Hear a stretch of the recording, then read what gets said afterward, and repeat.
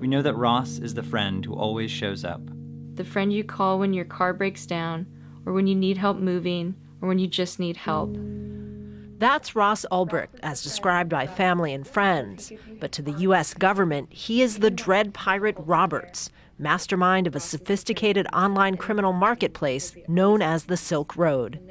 Wired reporter Andy Greenberg was the first to interview the dread pirate Roberts by email before Ulbricht's arrest.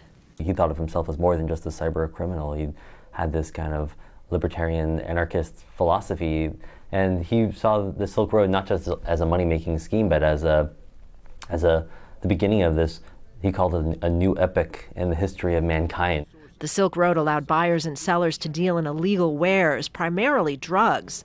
The digital currency known as Bitcoin and software known as Tor were used to protect the anonymity of users. Ulbricht's arrest has raised suspicions that the U.S. government used illegal surveillance methods to track him. The trial could set a precedent for how online crimes are prosecuted.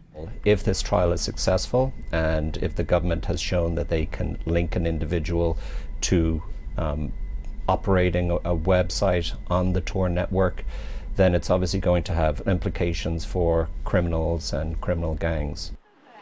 Ulbricht supporters say the case has implications not just for criminals, but also political activists and journalists who use Tor.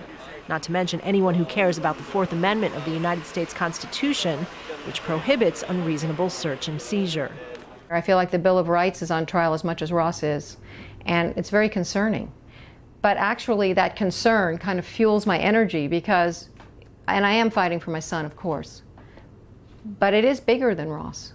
Such lofty issues are not expected to be a big part of his defense, however, as he faces conspiracy charges for drug dealing, computer hacking, and money laundering.